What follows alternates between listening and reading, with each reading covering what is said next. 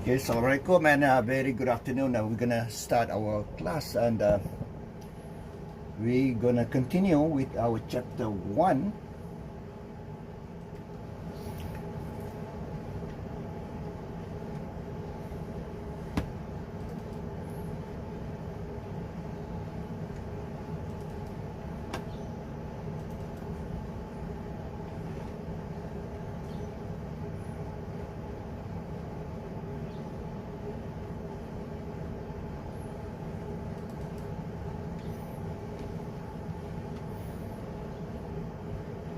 I'm gonna share this to the slide.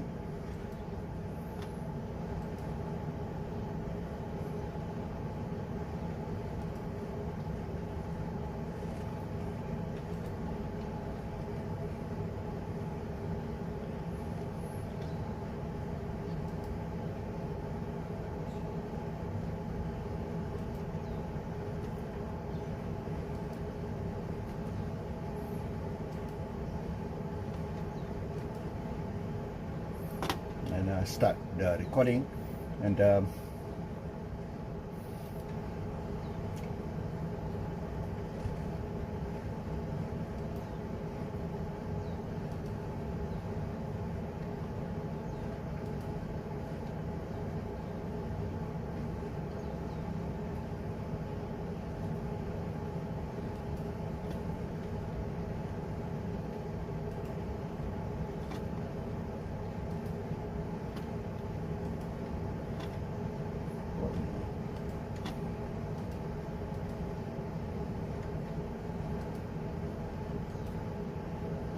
okay, share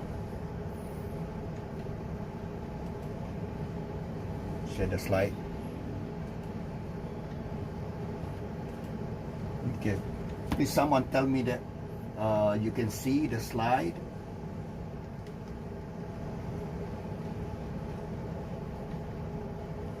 Feedback from you that you can see the slide.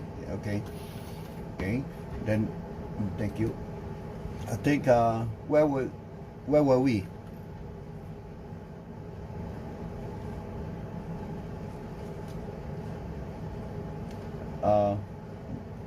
The last time I think we finished on what page? Someone tell me, please.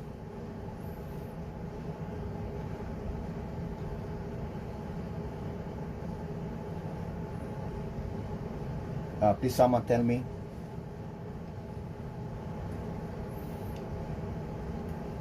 I think we finished up to here. Okay. Yeah. I'll recap. Okay. This is quickly I'll do it. So we're gonna study about what is industry, what is business, and what is international trade, and the trends. So in order to understand, the word industry has been used interchangeably. Many things are used. You know, the word industry is used for so many activities. In the past, when we think of industry, we think of manufacturing only, or anything which is big, using a lot of capital and technology, like mining. So these are the things that we consider industry. That was in the past, but today, anything, banking industry, bank is not manufacturing. Tourism industry, tourism is not manufacturing. Education industry, education, schools, universities are not manufacturing, but the word industry has been used. So what are the economic activities that we really consider industry for our class, for the sake of studying the industry? So going through that, we have to understand how economic activities are classified. So how economic activities are classified? Well, before I go there, see, the word industry that we gonna define here is number 1, because there's another definition of industry, the one that I mentioned to you just now. That was the definition of industry from business perspective. anything is industry. The second one. Okay, the second one. From business perspective, anything is industry, almost anything. Banking industry. Bank is not a factory. Beauty industry. Beauty is not a factory, you know. Insurance industry. So that is the second one according to business perspective. But what I want to teach you is from the viewpoint of number one, according to economic sectors, not according to business perspective, in order to define industry. So in order to do that, we have to understand how economic activities are classified. So this I refer to publication from Malaysia's book for economic report. So these are the 10 sectors, main sectors. So how they are classified. There are three ways that economic activities can be classified. Number one, A. Okay, number one, each of the main activities. Number two, according to characteristics of the production. Number three, this is the one, number three, C, which we focus on the types of activities that we consider industry. So this is A. There are three types, or three ways to classify economic activities. Number one, I wrote it here, A.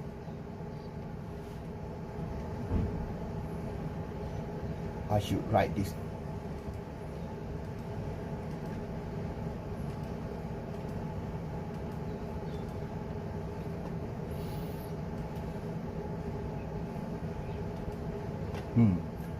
Difficult when I say number one, number two. This number one, each. Number two, characteristics. Number three, types. So this number one. Okay, each. And all this. The 10 groups. Same inside this. The book here, 10. Okay, each. So these are the 10. Okay, number one, according to each main economic activity. I'm recapping for you, those who attend later. And number two, second way, is number two, easy to say. Number two, based on characteristics. So we have a primary sector, extractive. The characteristic is extractive, taken out. Second, with secondary sector, based on transformative, transform the materials. This manufacturing, transform. Oil becomes plastic, for example. And third sector, tertiary sector. Tertiary sector is supporting. That's the characteristics of the. So this is the second way. Now the third way, this is make it number three. Third way is according to the types that we consider industry. These are the industry. Okay, save it. Why? The reason? They require technology, capital, and they have multiplier effects. Multiplier effects. Through mainly the most important one is backward linkages. Every car sold, the more cars are sold, the more tires together. 4 tires, 5 tires spare. Rubber inside the tire. So people who, rubber tapper, those are, doing the rubber tapping to get rubber, will be happy. Every car sold, plastics inside the car, leather in the car, seats. People who doing in the leather companies will be happy. Every car sold, metals, metals, a lot of metals. So those who are working in the steel manufacturing will be happy. That's backward linkages. So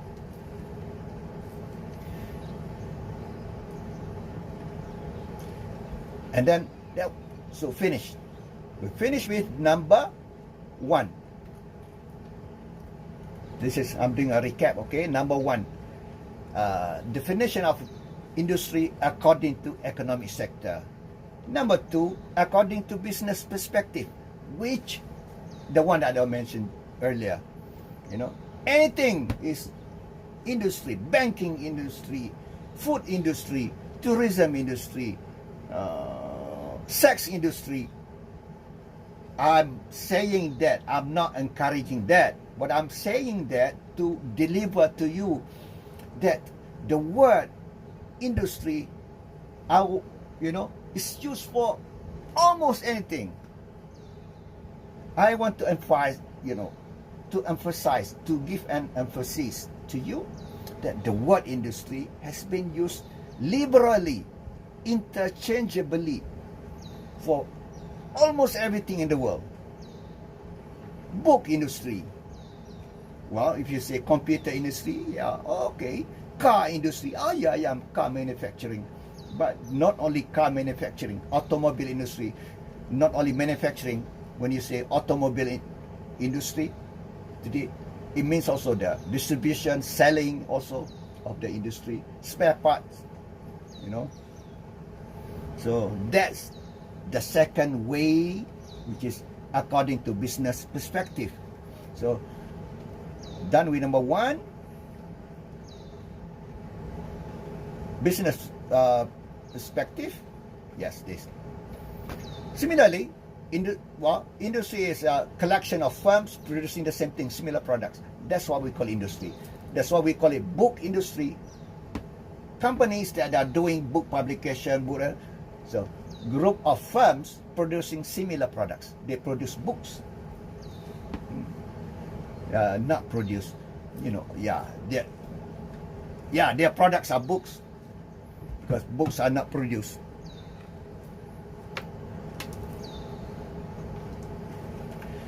So we can have similar narration.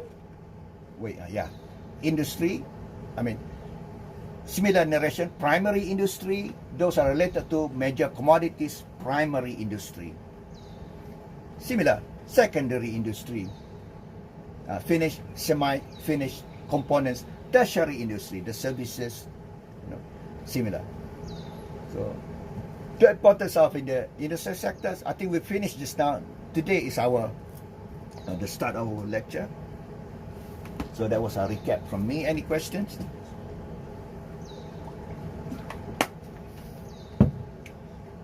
Why industry is important?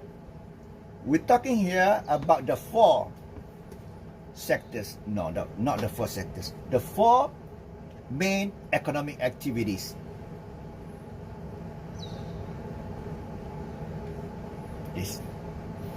Based on the third way to categorize, to classify economic activities, which is the focus, based on the types, focus industry, this mining and quarrying, manufacturing, construction, and utilities.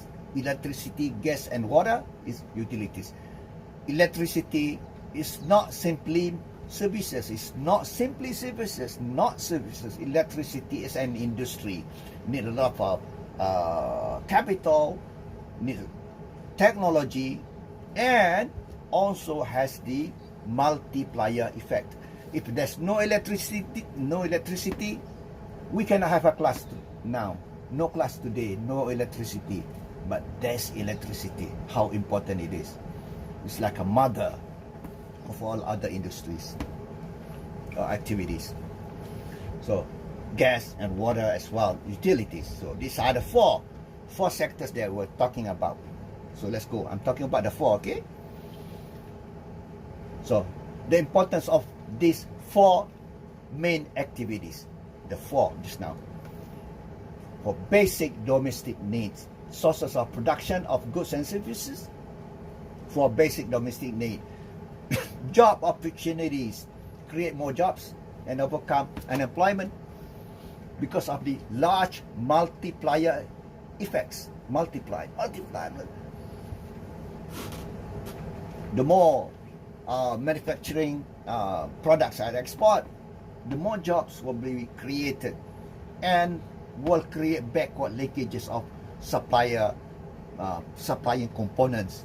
See, generating incomes, household economy, national economy, economic growth, create more capital. So create more capital, capital accumulation, technology transfer and innovation, because these are the technology, activity that has technology content. That's why there's going to be transfer, especially when there is foreign direct investment, in it. So when a country encourage or invite investors to come to invest directly in in the direct investment, that's why we call foreign direct investment that's coming. So the country hopes for not only the job opportunities, job creation, but also technology transfer. But that's another story, whether there is really a huge amount of technology transfer from FDI. That's another story. So expansion of the export sector, because this industrial sector, like manufacturing, has a lot of backward linkages, and that will create export sector, will create products which can be exported. Yes, that's what I mean. International trade, there's a positive correlation between international trade and economic growth. And it's like a chicken and egg question. Would anyone be able to answer which one first? Is it chicken first or egg first? Can anyone try to answer that? I don't think so. No one can answer that. Which one? Is it because of chicken or because of egg? Oh no. You need one. Which one first? Well, for this, we have a clear answer based on empirical study. What is empirical study? Study using data, and do the testing, everything, regression. So trade is an engine of growth. Trade, engine of economic growth. So even though they are influencing one another both ways, more trade, more economic growth. Also, higher economic growth, more international trade. But which one is the most dominant? So the empirical studies has shown that trade,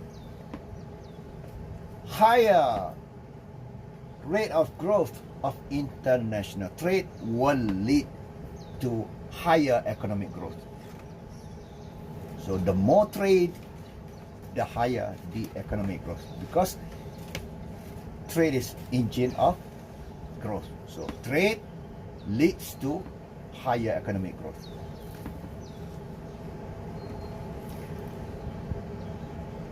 And then concept of international business.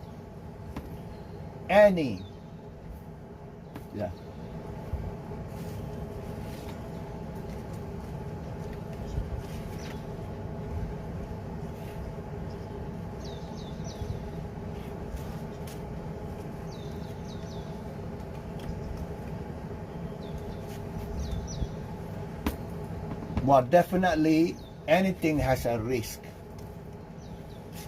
but over and over many times, studies have shown that when there is brisk amount or large rate of growth in international trade, the whole world will prosper. So international trade as an engine for growth. So the higher the more international trade in the world, the higher the economic growth of the world. So that way, it works that way. Even though more higher income, higher economic growth will lead to trade. But on the other way, it is more important. Higher rate of international trade will lead to higher economic growth. The result will be from trade, the result will be higher economic growth. The risk that you mentioned, perhaps, you know, what kind of risk? Tell me.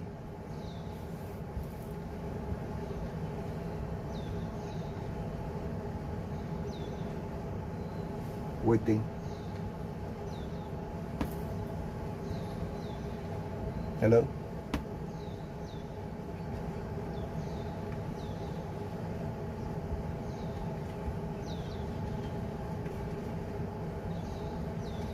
Oh, that one, no. That's nothing to do with the country. We're talking about economic growth of the country. A company may lose for certain reason, but why do you export? Why do you trade? If you see losses, you'll not sell anything that you lose. So that risk, it is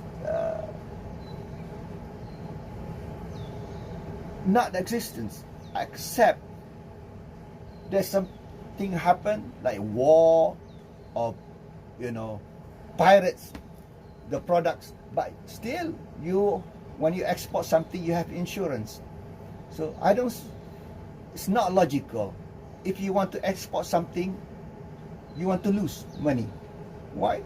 So, but that's other risk. Currency exchange risk. Yes, when you talk about that, the moment, but still we're going to study index second part. Well, this is another course. That's international economics that I'm teaching. That was yesterday. So people use hedging to avoid the risk of this. No, people not hedging. People use the spot currency spot. No, the spot. What call this? Forward. Yes. Forward rate, and so you set ahead of time that you're gonna get this rate, exchange rate. So that's another class. So I don't see any of that. It's not plausible. Your example untenable.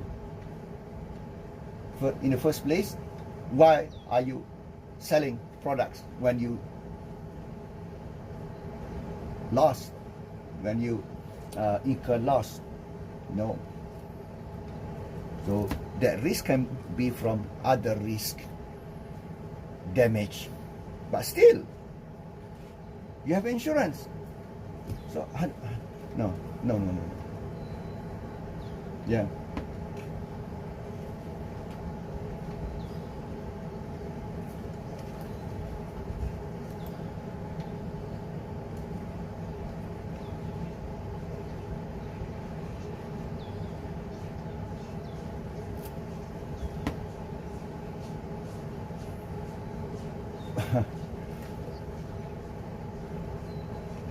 Yes, I'm talking about macro. Yes, this is macroeconomics, not micro one company. Okay, so no, macro of the country. Macro, more trade, more higher economic growth. Macro, MAC, macro, not micro one company. Okay. Now you understand. So,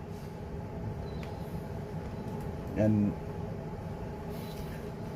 yet what we're discussing is not that really important, but I have to deliver to you. This is the thing. IMF, World Bank, especially World Trade Organization, these are the things.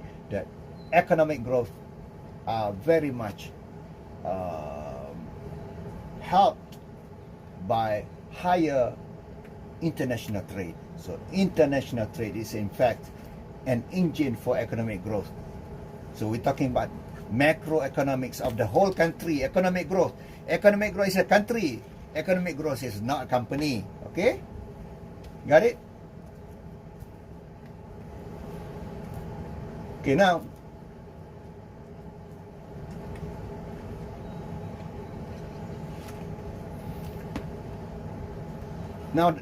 finish with that, and now concept of international business. So we studying two things. Number one, industry, finish.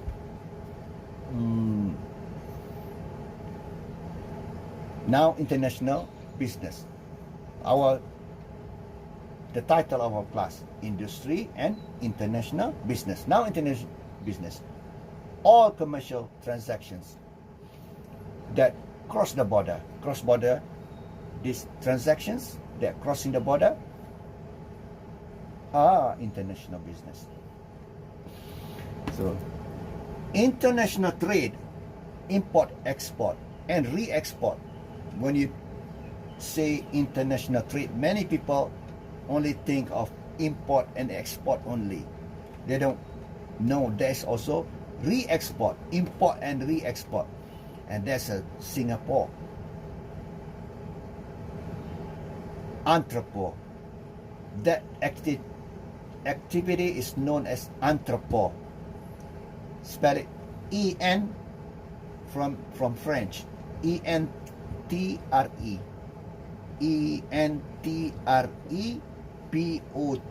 Entrepot. What is entrepot? Import and export. So that's Singapore in a way, because Malaysia's trading partner is always been Singapore. In the past, in 1990s, number one trading partner of Malaysia was United States, number two Singapore, and that keep changing. Next year in the 90s, 1990s, next year will be Singapore first, USA second. That was 1990s up to 2000. But today, nowadays, in the year 2010, 2000, especially 2020s, now, main trading partner of Malaysia is China, number one. Number two, Singapore.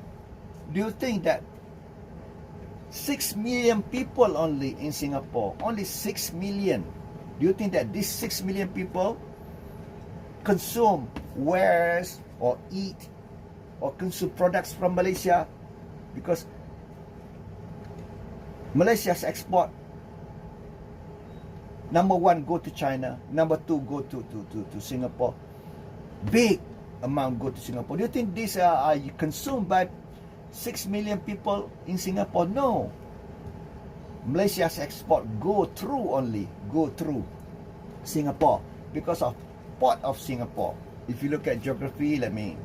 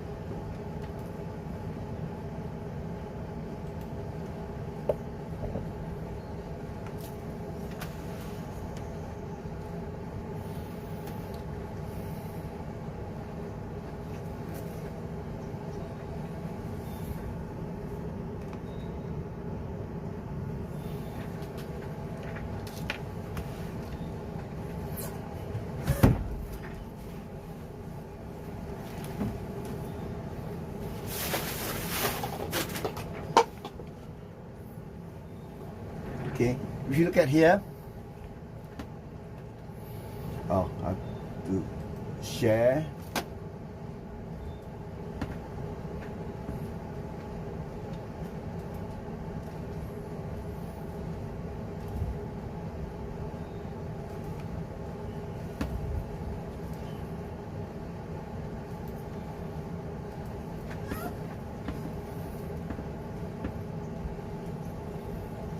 Okay, can you see the map you have?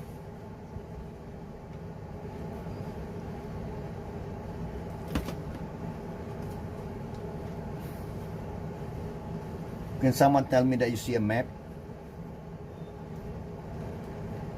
Yeah. Okay.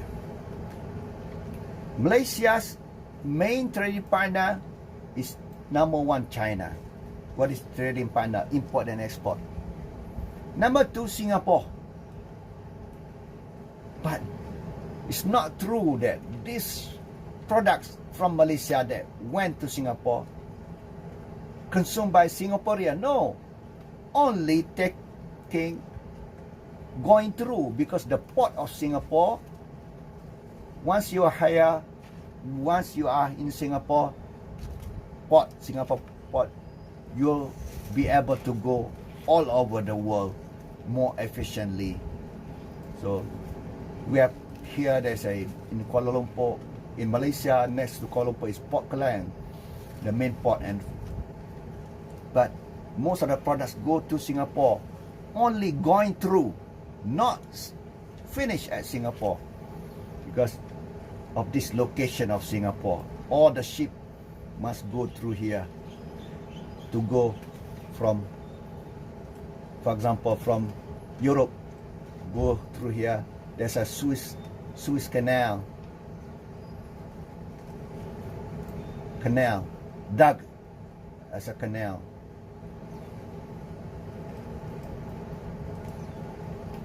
Without that Suez Canal, very long, inefficient, must go but Suez Canal, and go here, and can go to China, can go to Japan, can go to anywhere, but must go through Singapore. Side story, okay? Suppose 50 years ago, or 60 years ago, or 70 years ago, Thailand dug a canal through here, a canal. 70 years ago, 60 years ago, 50 years ago, dug a canal here, so that all the ships from, there's a Suez Canal already, can go through Thailand.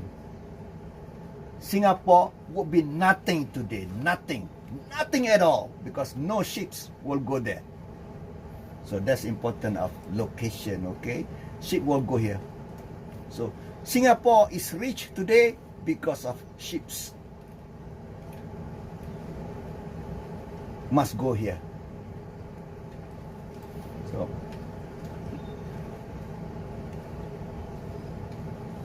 So let's go back to our note. Stop sharing that, go to our note.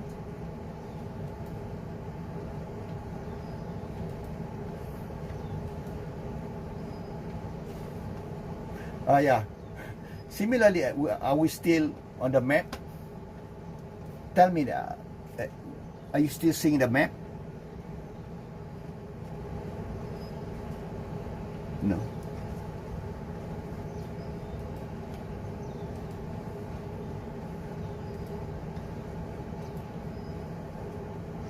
Okay. So you seeing the map? Yeah. I want to say something. This is side story, okay? Not on the exam. Just now, also not on the exam. Thailand, if you know, dug the canal. Hong Kong, side story, not on the exam, of course. Hong Kong was the back door. You know, back door, house, front door, back door. Because front door is shut. Because before, during Cold War, 1945 until 1991, you know, 45 end of Second World War, 91 collapse of Soviet Union, and there was a Tiananmen Square in 1989. There was a demand for democracy. The Tiananmen Square incident in 1989. There was also Eastern Europe. um,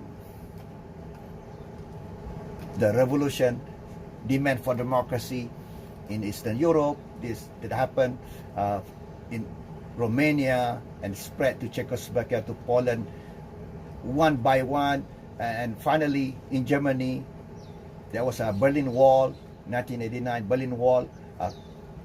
People demanded, because the Berlin Wall was separating between West Germany and East Germany. There was West Germany and East Germany. West Germany, so Berlin Wall was not only symbolic, but really the dividing between West, which is based on market. When we describe the country, two things we describe: the economy and politics. The economy west of this is Eastern Europe. From East Germany, Berlin here, East Germany, Czechoslovakia, except Austria. Austria is like independent, not taking side. Hungary, all the Slovenia, Croatia, all the Serbia, Bulgaria.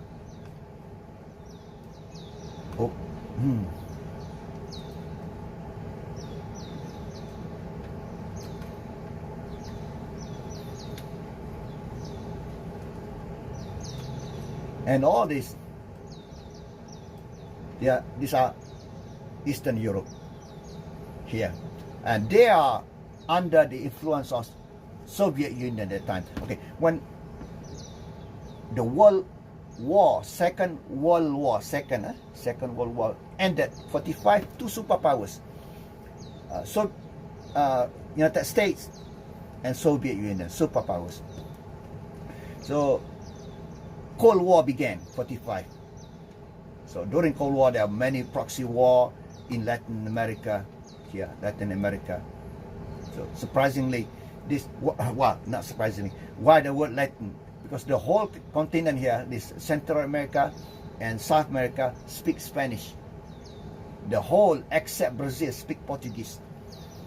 All speak Spanish except Brazil. So when I was studying, I met my classmate from Colombia, from Ecuador, and from Venezuela. Yes, I would think that he or she would be speaking Venezuelan language. I met from Brazil. I would think that he would be speaking Brazilian language. From Argentina, I would think that he would be speaking Argentinian language. No, I was wrong. They all speak Spanish, except from Brazil speak Portuguese. Where is it, coming from? Spain. Spanish come from Spain. Portuguese come from Portugal. All this went there and colonized and chased away the natives to the Amazon, and chased away the natives in Peru to the Andes, mountain of Andes. And the whole continent here, Central and South America, speak Spanish, except Brazil, Portuguese. And this Spanish and Portuguese language come from this area, Greek. That's why the word Latin America. So during the Cold War, lot of proxy war, because the war ended already. Proxy war between the superpower, Nicaraguan, Guatemalan, fighting each other, among each other. One side under the influence of America, the other side under the influence of Soviet Union, but they fighting among each other. Civil war. That's proxy war, and also assassination and so on. Cuba missile, some whatever. So, and that, I'm just going over slightly to the history. That was during the Cold War. So 1989 was very important year in economic history of the world, because starting with Romania, the demand for democracy, the dictator there was assassinated, and that spread to all this, and finally Berlin Wall was torn down because the demand, at that time also there was an advancement in satellite TV communication. Before that satellite TV communication, the military can just and all dead on the street, but they cannot do that anymore, because in 1 minute only the news will be spread all over the world and condemnation by the rest of the world. So that's why and that happened in Eastern Europe. That happened also in China.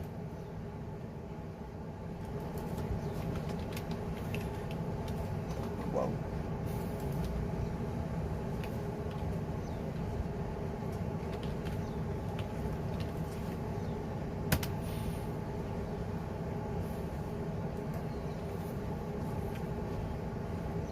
This okay, let me just quickly.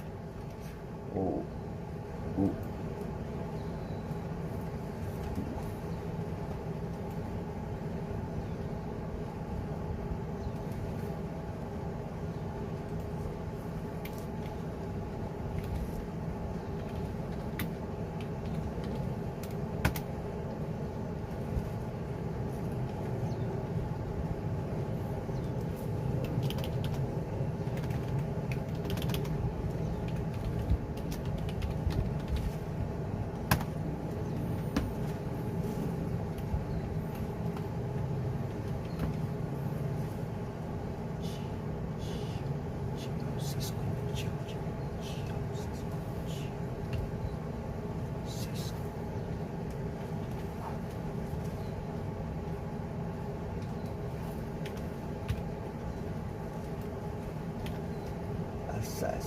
Asasi.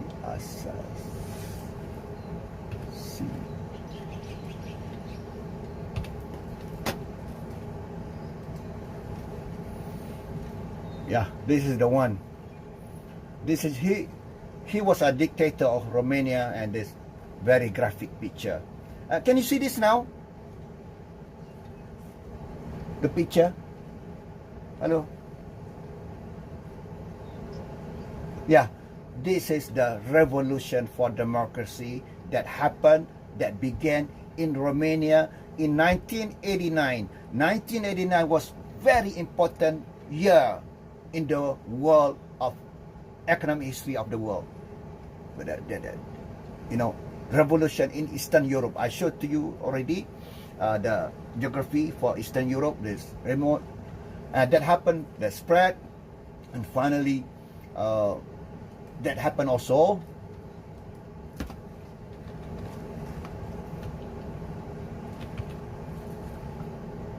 And I saw this on TV, because satellite communication TV, CNN at that time already.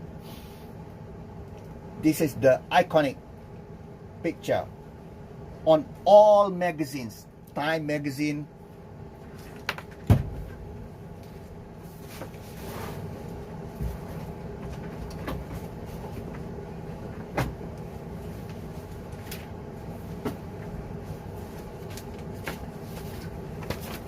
example, this is example of Newsweek magazine.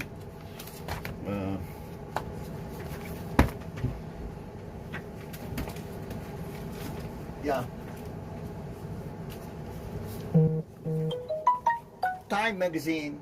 Yeah, I'm showing you, you know, magazine. On in front of it will be this picture.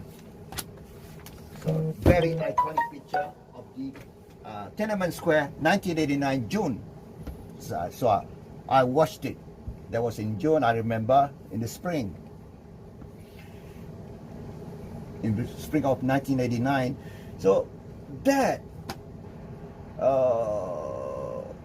with the demonstration effect of the success of Japan and the so-called four tigers of Korea, Taiwan, Hong Kong, Singapore, these are the countries. So these people in Eastern Europe, you know,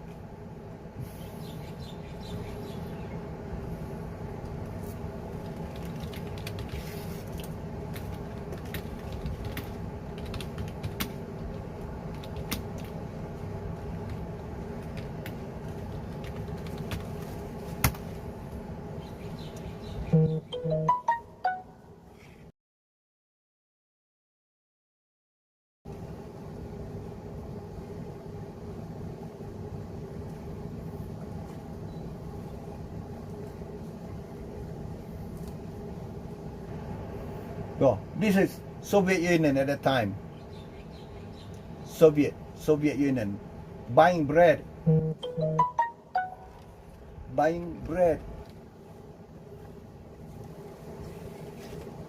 But when they see, because look it, to buy bread.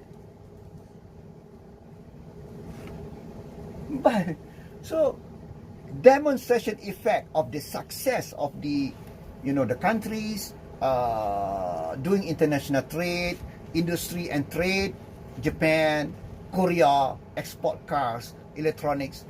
But we here in the Soviet Union, in Romania, no food.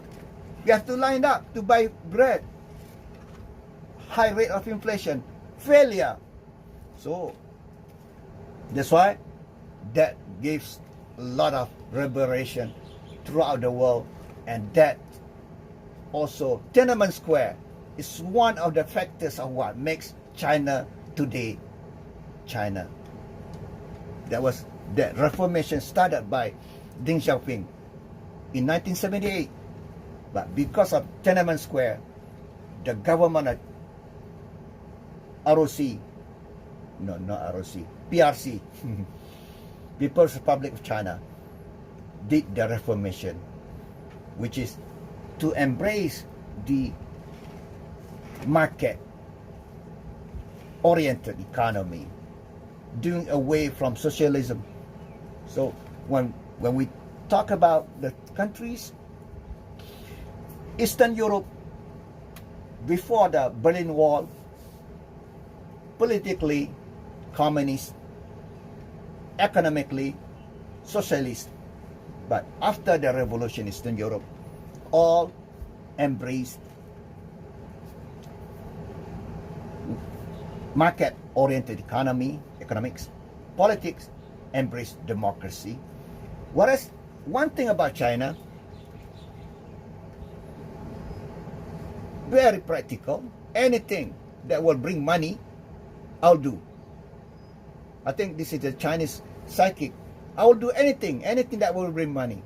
So what happened? The Chinese government took, if this is socialism,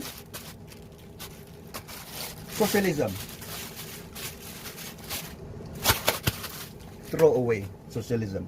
Take the market-oriented economy because of Tiananmen Square, 1989. But still, politically, still communist until today. So that's a China story. So let's go back to our lecture.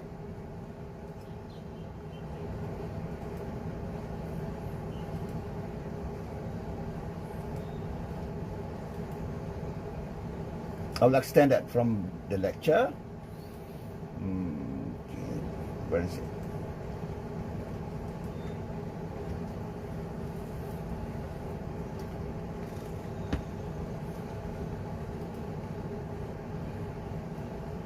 Can you see the slide now?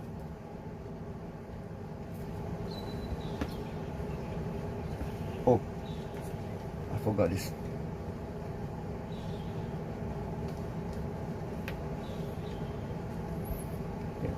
Cross the border, international trade is a subset of international business. So when we talk about international business, it's a more broader. Under that, trade, which is import and export, is part of international business. So import, export, foreign direct investment, also portfolio investment. So I seen the slide now. Tell me. So we finish with the story of, but if you know, I'm just giving you, story of the most important year in the world. The most important year in economic history, latest economic history, 1989. The collapse of the Berlin Wall collapsed because of the demand for democracy that started in Romania and spread all over, and then finally in Germany, and Germany became one, no more West Germany and East Germany. Yeah, just 1 second. I did not complete my story. Just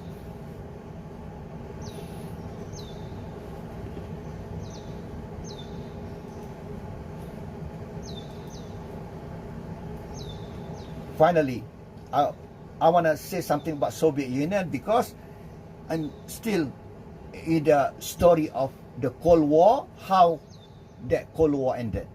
And after Cold War, there are so many things happened, including China joining WTO, and going back to my story about Hong Kong, why Hong Kong at that time and why Hong Kong today. So let's finish the story with the end of Cold War, which the collapse of Soviet Union. And my story will be and I'm telling you, I'm not be asking you on the exam. This is for your knowledge, not on the exam, but you're gonna find it be useful for you in the future. This is the man, I call him the man with a map on the forehead. It's like a map here, birthmark, a map. He's a good guy.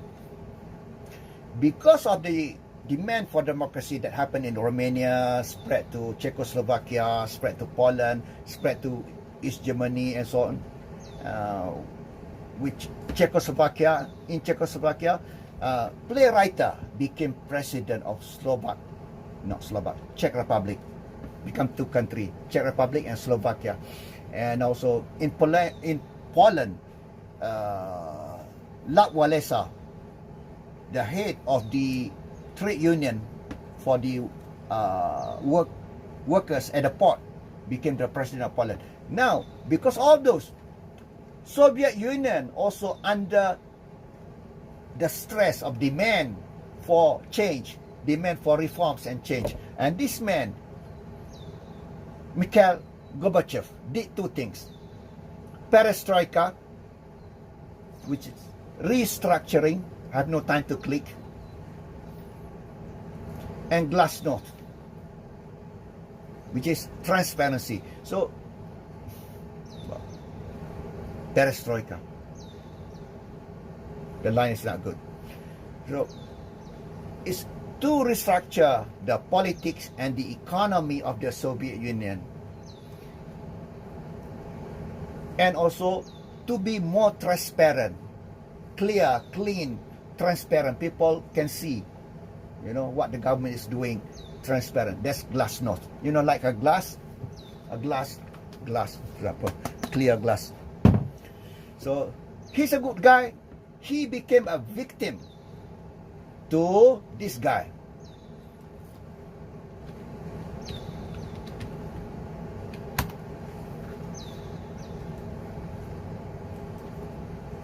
And Gorbachev just now passed away August this year. And this he passed away a few years back. Boris Yeltsin chased him away. Oh, you Gorbachev, out, you out, Gorbachev, out. So Gorbachev was the last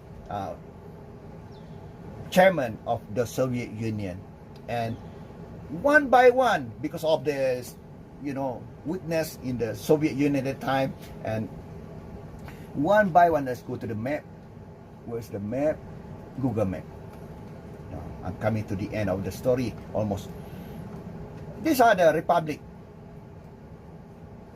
Soviet Union republics in the Soviet Union. So Soviet Union consisted of republics. One by one, declare independence. We are independent from you, Moscow. We are independent from you, Moscow. We are independent country. One by one, Estonia, Latvia, Lithuania, Belarus, Ukraine. The fighting now between Russia and Ukraine. That was 1989, 1990. One by one, we're independent.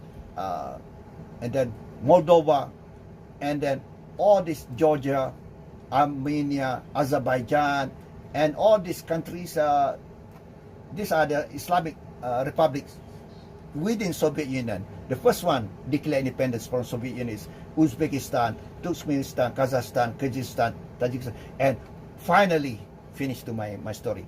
1991, no more Soviet Union. What happened is all these countries become independent countries.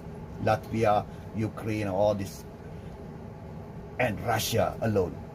So now, that was 1991. So the Cold War, when was the Cold War?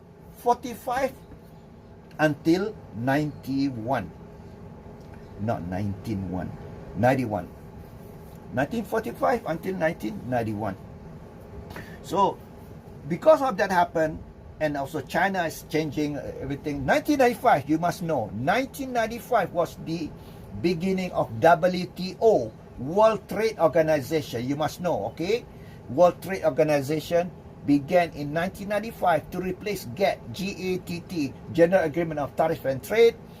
So, World Trade Organization now is the governing body in the world that governs international trade among countries.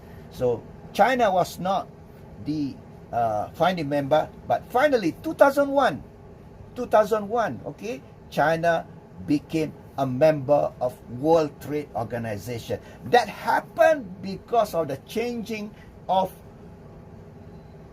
perception, changing of the thinking, becoming acceptance. So countries in the world are accepting, even accepting Russia at that before the war, okay, into the group of G7, previously G5, G7, G8, and accepting. So China became a member of World Trade Organization in 2001. So going back to my story about Hong Kong, Hong Kong stopped to become important for the rest of the world after lifting of embargo by America and the rest by European. Previously, during Hong Kong was a colony, was colonized by British, by the UK. 1997, Hong Kong was returned back to China. So the name of Hong Kong now, after the returning back to China, is Hong Kong SAR, Hong Kong Special Administrative Region. So previously in 1980s, before the returning back, Hong Kong was the center of finance, center of movies and dramas. But no more, because no more the role of Hong Kong as a back door. Why back door? Before the China joined the WTO, American companies want to trade with China. They cannot go directly to China. They must go through Hong Kong to trade. They must go through Hong Kong back door to China, to Hong Kong to do investment. And later on, Macau was returned back to China from Portugal. So just another side story, okay? Side story, before 1997, Hong Kong was returned to China in 1997. Before that, so many people from Hong Kong ran away, migrated to Canada, migrated to USA, and migrated to mainly Australia, because they were afraid what's going to happen when Hong Kong would be returned to China. So I'm not adding anything else. So you know what?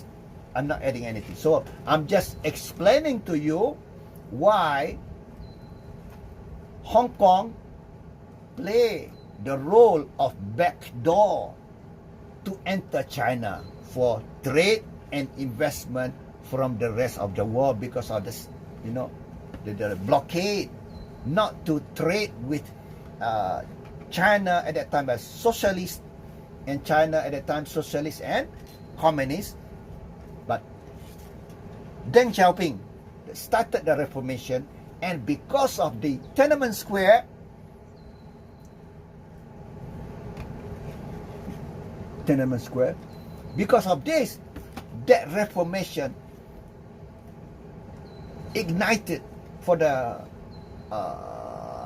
trigger for the Chinese government to do reform. So the reform, the most important reform was throw away socialism, take market.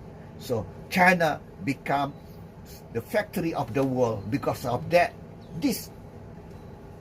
that pushed the government to change from socialism to market oriented, and that really give the acceptance by the West to accept China into WTO, and as a result, Hong Kong no more important.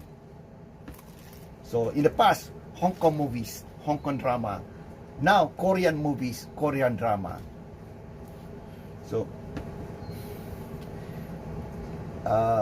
end of Cold War. So finish my story. Let's go back to the lecture notes.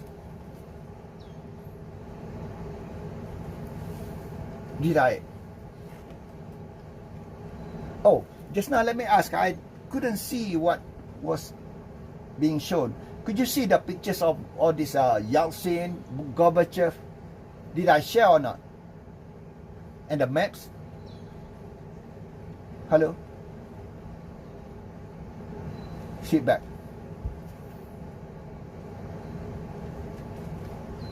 Hello? What did you see just now? What are you seeing just now? Right now?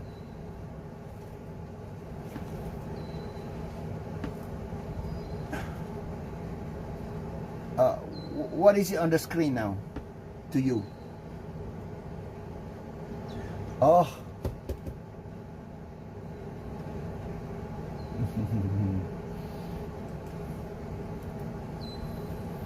So you should remind me that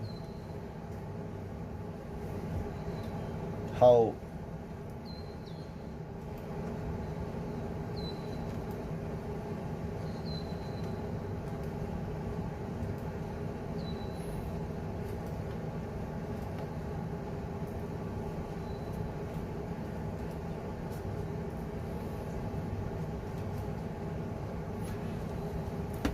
can you see this? Yes, I was showing this. I thought I was showing. Okay, this is the something lacking about Teams. I cannot know what I'm showing you. So I thought I was showing all this. I showed the map. What happened to Hong Kong? What happened in Eastern Europe, the Soviet Union. I thought I was showing all this. When I say Estonia, Latvia, Lithuania, did you see that? What happened? You saw myself talking only? I want to know. You saw myself talking only. Oh, this is I was showing this, the map. I was showing also this one in Romania, where the revolution, the demand for democracy against dictator. Did you see this one?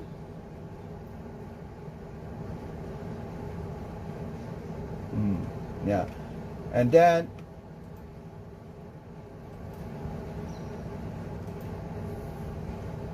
I was showing this bread, lining up for bread, long queue in Soviet Union. Did you see that? Yeah. And at the same time, I didn't see the picture. You show you the picture. The success of Japan, the success of Korea, and they compare. Here we have nothing to eat, but Japan, they export cars and they have a lot of money. So that's why that really makes them angry against the dictator. So as a result, Gorbachev for Soviet Union, also that spread to Soviet Union. So he started two things: perestroika to restructure the economy and the politics in Soviet Union, and glasnost, more transparent of government. And he's a good guy. He passed away in August. Good guy. He started that. all the reformation for Soviet Union. Good guy, but became victim of this another guy, Yeltsin. Yeltsin, who you? Out, out. You Gorbachev, out, out. So, at the same time, you know, I was showing the map. One by one of this republic within the Soviet Union, Estonia, Latvia, Lithuania, Ukraine, Moldova, Georgia, Azerbaijan, one by one declare independence from Soviet Union, including the Islamic republics within the Soviet Union. First one, Uzbekistan declare independence. Kazakhstan, Turkmenistan, Kyrgyzstan, all this became independent. Declare independence, not became. Yeah, they declare independence and became independent from Moscow. So collapse of the Soviet Union in 1991. That's the end of Cold War. So all happened, you know, trade during the Cold War, anything, even trade with anything that's similar to Soviet Union, which is socialist and communist, will be blocked. So that's why Hong Kong was very important during Cold War era, because cannot trade with China directly, cannot invest in China. You must go through back door of Hong Kong. So Hong Kong no more financial center today like before. Hong Kong no more the country that produced dramas and movies like before. No, but today, it's sorry. After Hong Kong was a Japanese influence in terms of culture, drama, but today in terms of culture and drama, you know, movies, pop song, Korean wave. So that's different story. So let's go back to our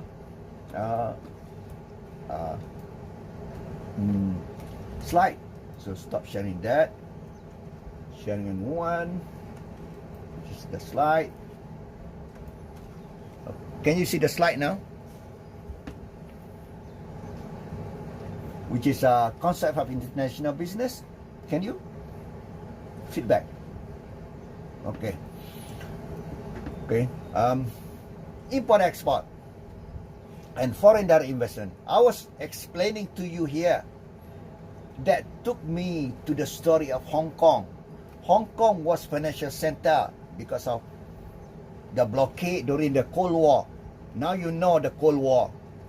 And now you know the reformation in China. China has embraced market economy today, but still remain communist. A communist country, but economically a market-based and very vibrant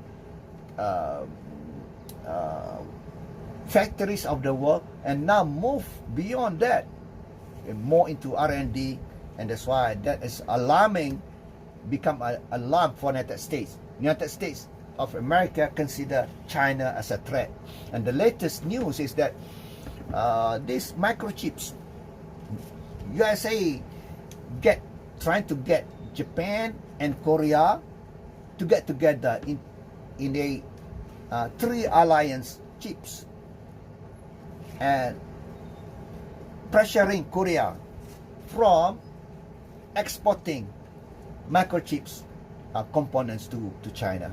So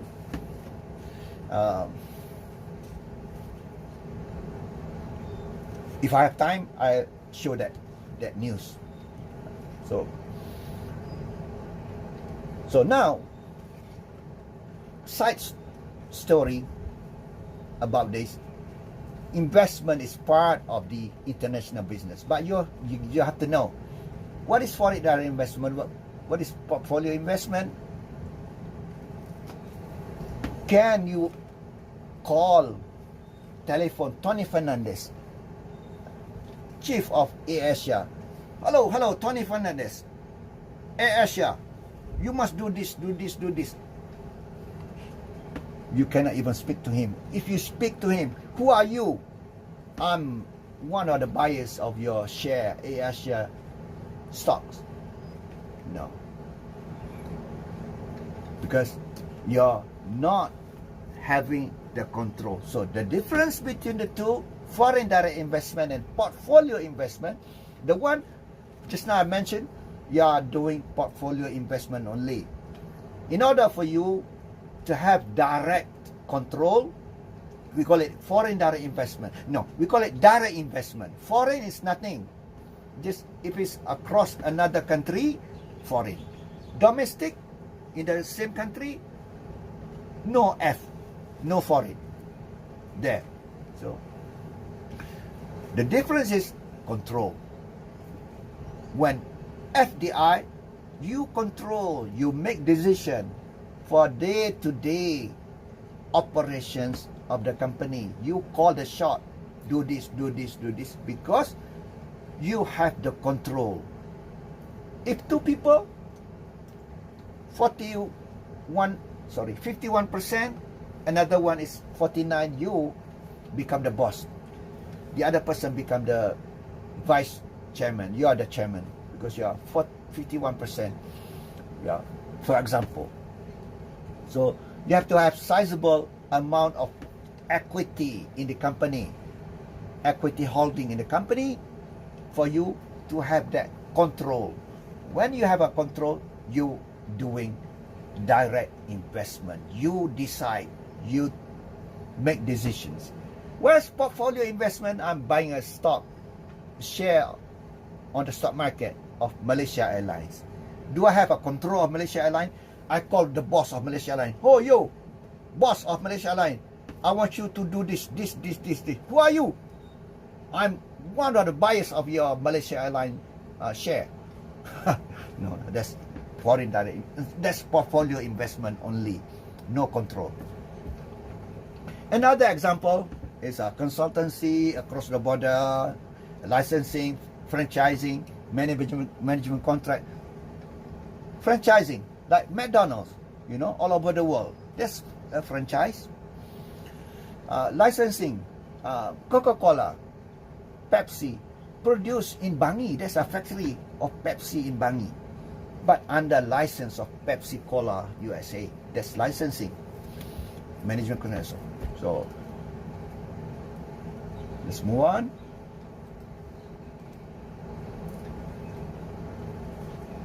Why important?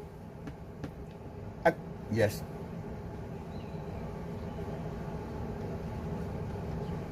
Yeah, yes, slide. Yes. Can you cannot see the slide? Oh yeah, very important. You must tell me. You seeing only me, right?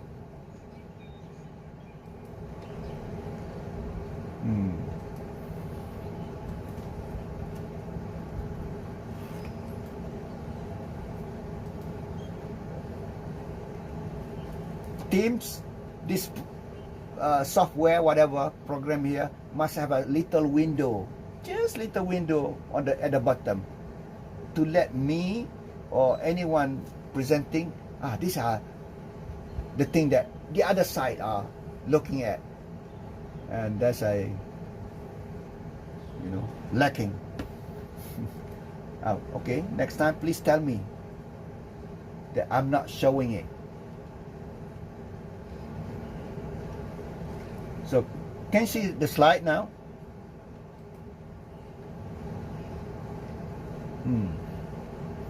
So, I was explaining to you, so, the difference between portfolio investment and FDI.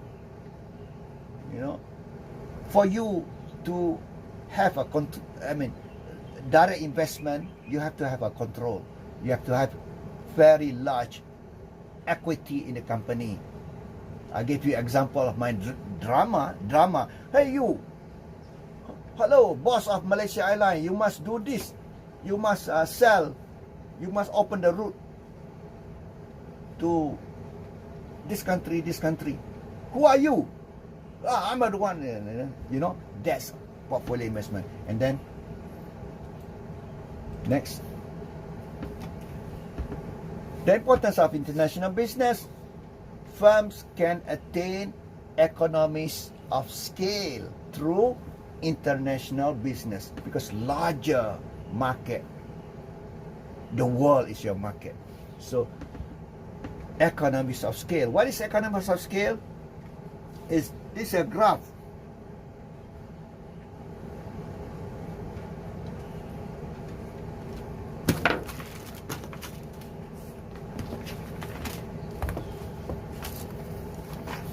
The decline in average cost.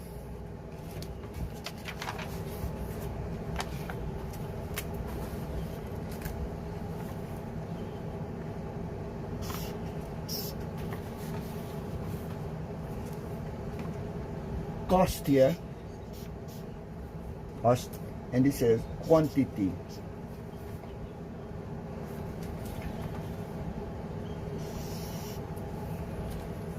That's average cost.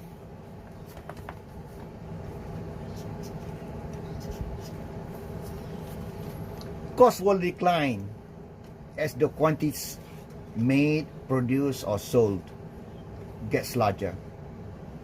But at certain point, inflection point, because of inefficiency in the production, maybe the machine becomes inefficient because too much burden, everything. So it goes up again. So the stop at that production at the bottom there. But the idea is economies of scale gives you decline in average cost. Tell me that you can see what I was drawing.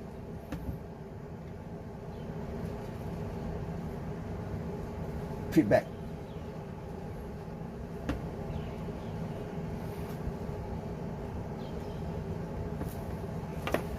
Oh, no, just now. Just now when I was drawing, could you see or not? Yes, I was doing this. The curve going down, this is average cost. Go down, this is economies of scale. Okay, do you understand now? So any one of you who has the expertise in technology, please do better than Teams. Make a program like Teams, Microsoft Teams, that I can know what I'm showing to you. I don't know what I'm showing. There's no small window. Okay. Why? Bigger global markets. Production can be executed faster and cheaper, more efficient, because you have a network of your companies, your headquarters, and there's a subsidiary. You know what is subsidiary? Company under you.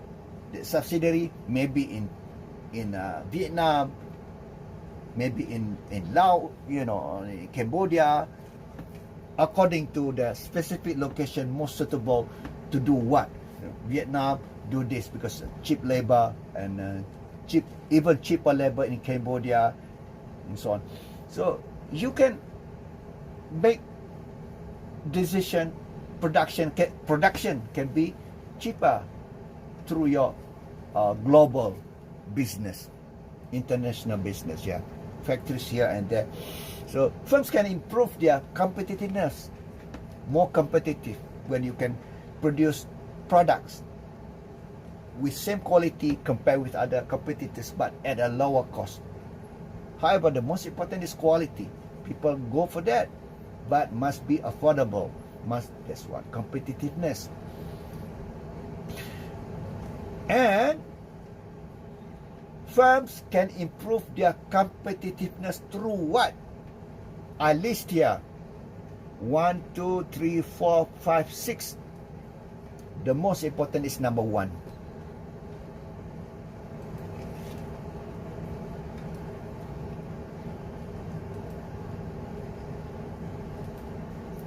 Yeah. Number 1, access to advanced technology. The most important.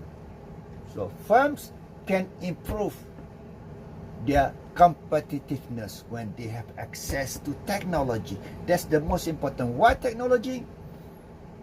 You can learn so many things, but it's not easy to learn to get technology. So having that is very important. You can have technology through R&D, and through spillover technology from outside, transport technology and so on. But the most important is access to that technology, advanced technology. Number 2, product development. Number 3, large source of capital. Number 4, better management. Number 5, reduce competition and political risk. Number 6, to overcome or reduce impacts of trade barriers. I want to tell you a story. In the 1980s, this happened to Toyota and Honda. Let's go.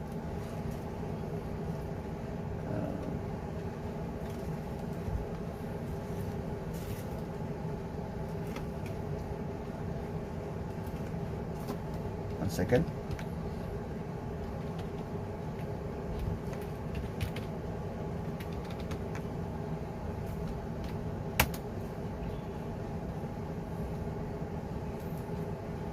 So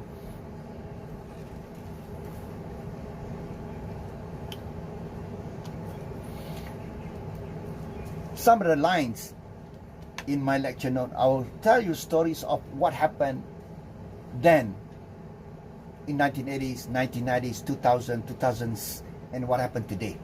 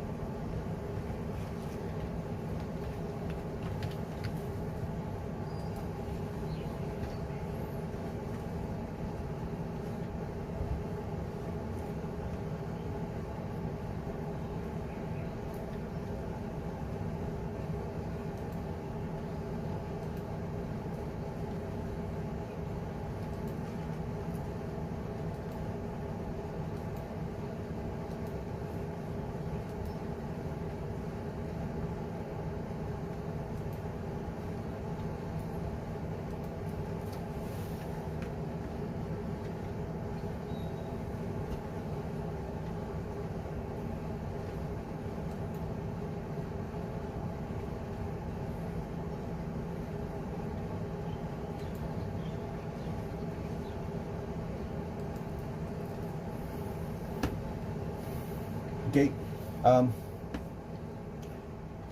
you seeing my Facebook now? Because I want to bring you to my page. Are you?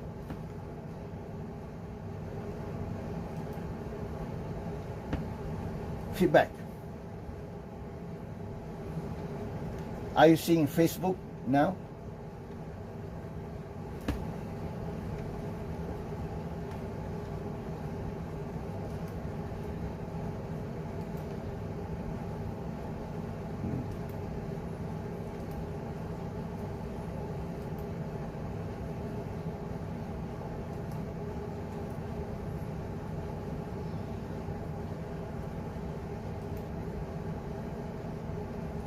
Can you see this?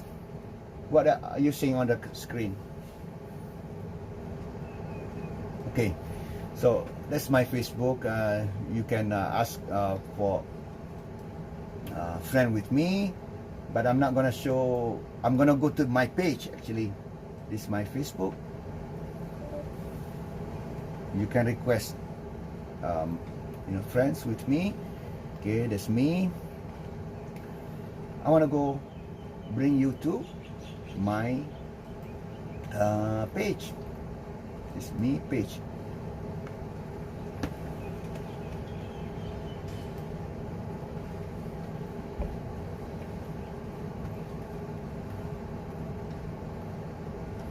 Let's have some breathing for a while. Oh, one thing. Wait.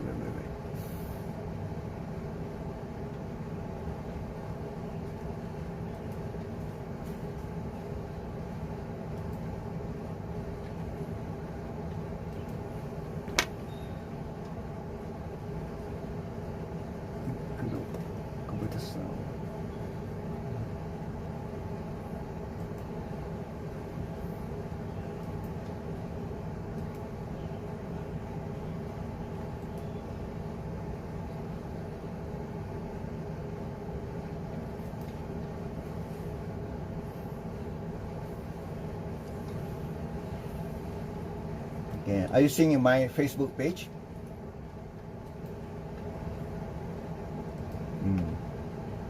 Okay, let's have some music, just 30 seconds.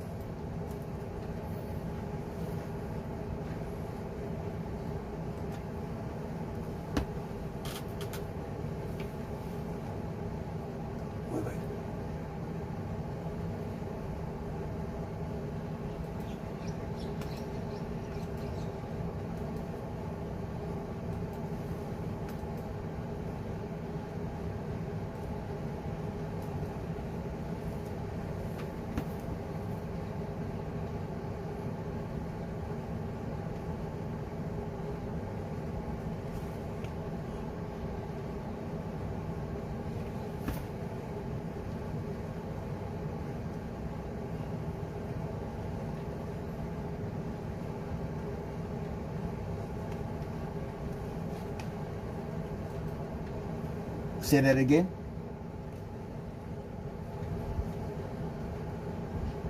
Yeah.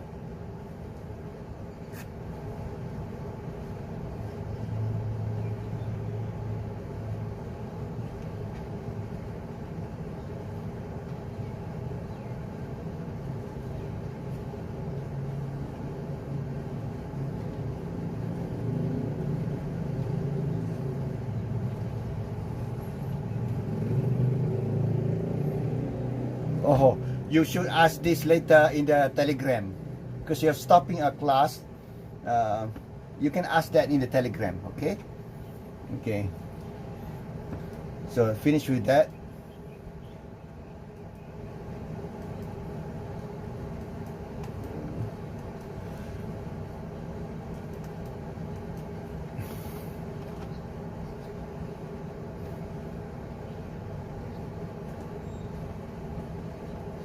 Okay, I want to show this. Let's go back to the...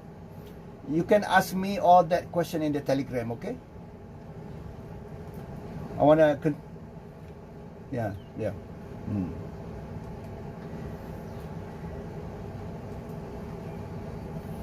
Because I want to explain to you what happened in the 1980s. The music was just a, just a brief for us to relax. But you started to ask question during the music. Did you not couldn't the I'm asking you, the could you hear the sound or not just now, the music? No sound? Oh, okay. No sound. See, this is the one I want to show you. There was November 2019, and it's true until today. In the 1980s, okay? This picture in 1980s would be here America, here is Japan. So in 1980s, United States already at that time having twin deficit. What is twin? Born twin, same, right? But we call it twin deficit. Fiscal deficit together with trade deficit. Fiscal is the government thing. What is fiscal? Government revenue. The government get the money from tax and everything. Government revenue compared with government expenditure. So United States had a huge fiscal deficit. You know why? I explained to you already. During the Cold War, United States spend a lot of money, the government, against Soviet Union, rivalry, to get, influence in the world through the Star Wars, so-called Star Wars, rocket there, try to reach the moon, everything, the Mars, so spend a lot of money because of Cold War. So fiscal deficit, and another one, trade deficit. Trade deficit because of Japan. So the blame by America was on Japan. Because of you, Japan, we're having huge trade deficit because of your yen, because of your products. So happened that in 1985, that translated into what are known today, or not today, known in the literature, in the magazine, in the writing as the Plaza Accord. Because G5 at that time, G5 countries of G5, advanced countries, met in New York City at a hotel named Plaza Hotel. So that's why the name Plaza Accord. Because of this trade deficit, United States pressure Japan to increase the value of yen. So yen increase in value from about 95 yen to a dollar. Sorry, from 110 yen to a dollar.